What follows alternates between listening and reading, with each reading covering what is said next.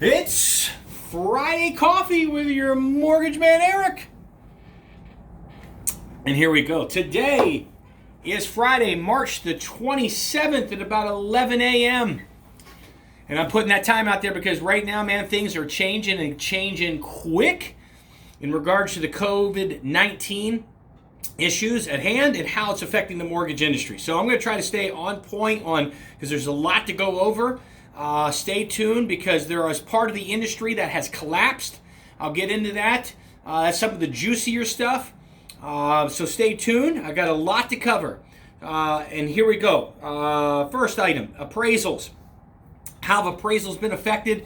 Now look, I was on a forum earlier this week that there was a lot of people on that forum that they haven't heard of these issues yet, or my lender hasn't told me anything about that. Well, I'm an information guy. I gather information every morning with my publications, and I believe on sharing that information with the masses so you can project what you need to do for the future, so you can try to see around the corner up there, right, and what's going to happen to help you, right? So appraisals.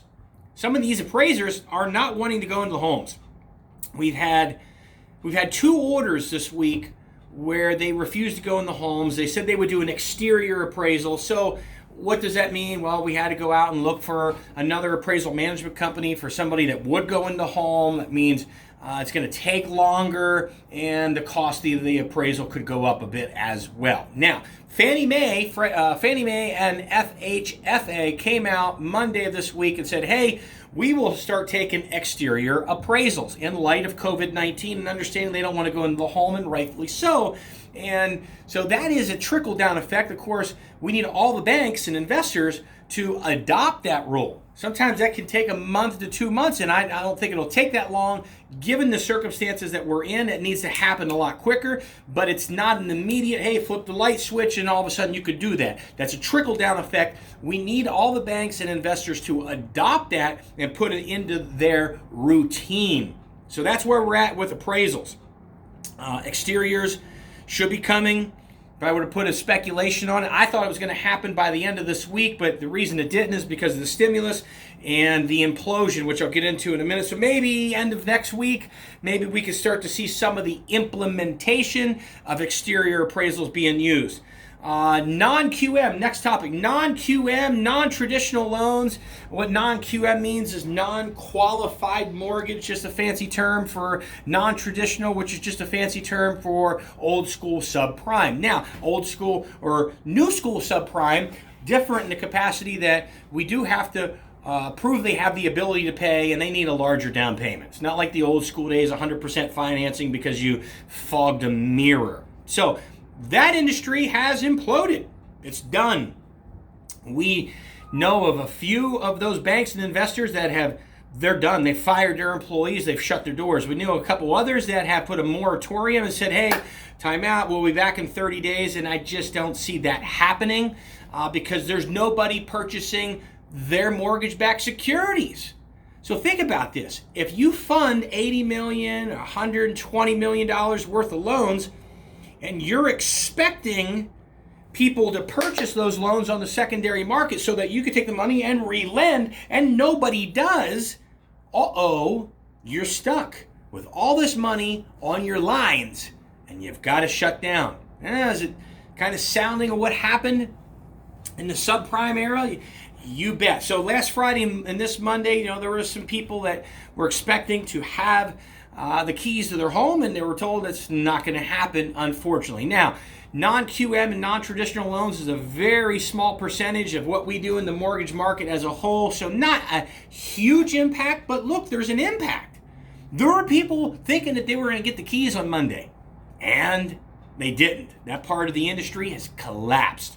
Nobody's purchasing those high-risk mortgage-backed securities in the midst of a global pandemic. Moving on, down payment assistance programs. Last week they went away. Earlier this week they came back. As of this morning at 11 a.m., I don't know where they're at. I think they're done. And that's because of the part of the industry that's collapsed. And hold on, we're going to get into the juicy details of what truly did collapse in a moment. So hold on for me there. Next topic are warehouse lines. And this is, and when I say the industry, look, we've verified this with all of our colleagues. I mean, in the industry for 21 years, and I reached out to Fairway and Peoples and AFN and Nova and Academy, right? All these local direct lenders have the same issues that we're, so this is an industry-wide thing, right? This isn't, well, my company hasn't yet. They've all done this. This is across the board, verified by Optimal Blue, which is a pricing engine that really takes care of the whole industry. Verifying warehouse lines, no longer lending or want products for manufactured housing and FHAs under 640. So you got to broker them, which is not fun. So now we're going to, United Wholesale Mortgage or whomever is, left to take them. Now think about this. If part of the industry shuts down and says, we don't want those junk loans, which, look at in slang, that's what they call them in our side of the market, dangerous loans, riskier loans, and there's reasons behind that, it's true. Those kinds of loans have a higher default statistic than other kinds of loans. So it is what it is, numbers don't lie. So when you're looking at a risk factor running a business, you don't want those risky loans on your books. So if those two lenders over there say, look, well, we're not taking any of those riskier loans, so everybody starts sending it to the one guy that's left. That one guy that's left soon, he picks up on what's going on and says, well, I don't want all. Now I'm getting 3 times, 4 times, 5 times as many of the manufactured home loans and loans under 640. I don't want all of those risky loans on my books either. So it's a domino effect. Eventually, everybody just follows suit, right? Think about that. Well, ABC Mortgage, can still take FICOs down to 550, and we'll hear that periodically through this mess. And they may on Monday and come back on Tuesday, because look, no, they don't want all the risky stuff. Because as soon as somebody finds out that one door is still open to send all the risky stuff to, it eventually closes. Keep that in mind. Moving on, what has happened to interest rates in the melee of this week? It's been a heck of a ride for this week, man, I'm telling you. So rates, they did tumble, they did come down a bit. Not as much as what you may think. Mortgage-backed securities overall looked good as far as what was happening in the market, over in the bond market with them. But we didn't see a large impact on rates because, again, there's no liquidity there. There's nobody purchasing them on the bond market. So you need a demand. There's not a big demand for them right now. Why? Because of obvious certain circumstances of COVID-19 and people losing their jobs. 3.2 million people unemployed with the report that came out earlier this week. What was that, Tuesday? Monday or Tuesday? And people getting laid off in the groves. So that's why it's dangerous. It's a riskier investment. Like if you were the guy purchasing $50 million in pools of $50 million of mortgage-backed securities on the market, would you want mortgage-backed securities loans that have 750 credit scores or 610 credit scores? Right? Starting to follow me there. So there's no liquidity, there's no demand for them in that market. So to have a demand, you've got to jack up the rate, jack up the margin. The more margin they will make on the riskier loans. So they're cherry picking. Now, if you ever heard of LLPAs, loan level pricing adjustment factors, which is Fannie and Freddie, the graph, the matrix that they sent out, it says, hey, you're going to get a better rate if you have a 750 credit score versus a 680, and if you put 20% down versus 10%, those things, it is on steroids at this point. What I mean by that is if you have a 760 credit score, 30% down on the purchase, you're probably getting a rate of 4% this morning. God only knows what will happen later this afternoon. if you're doing a refinance with only 5% equity left in the home with a 685 credit score, you're probably at a rate of 5.5%. The spread is huge. It's because they're cherry picking. The people that are buying mortgage-backed securities only want the creme de la creme. That's what's happening. So ignore all the media. The media usually takes a week, 2 weeks, a month to catch up to what really is happening in the mortgage side of the market. There's where rates are for the moment. They're not at 2% or 0% because the Fed lowered their rate, 2 Sundays ago. That's not the case. Coronavirus addendum. Next topic. Coronavirus addendum, and the topic after that's the juicy one. Hang on. It's coming. We're going to talk about what collapsed. The coronavirus addendum is something that's available now on AAR online. Arizona Association of Realtors have put out an addendum. I don't know all the verbiage in it. I've read some of it. And it goes something like, due to events beyond the control of the buyer and seller because of coronavirus, COVID-19, you can kick the proverbial can down the road in hopes that you should be able to get an extension with that. Buyer and seller hopefully agree. Yes, we're in unprecedented times. We'll give you another week to see what happens with the mortgage market. Hold on, I'm telling you, this is a perfect item for the next topic that I'm going to end with. So coronavirus addendum is available. This is Arizona, of course. Last topic. The part of the mortgage industry that imploded, collapsed yesterday afternoon. And again, verified with a number of my colleagues and all those my competitors, my colleagues with Fairway, with AFN, with Academy, with Inova, with the Peoples, with VIP, all these companies have the same thing that happened to them. So, stimulus bill, great.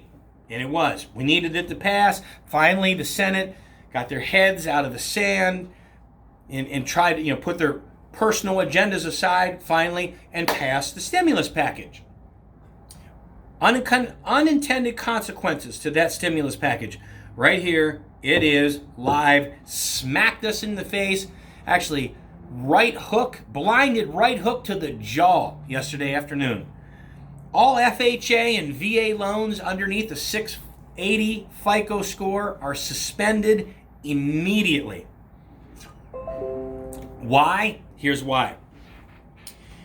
They deem that to be the higher risk loans. In the stimulus package, it says that, you can miss up to 12 months of your mortgage payment. And unfortunately, you got some of these servicers that are, I got one for my own home, that are like advertising this like it's an amazing thing.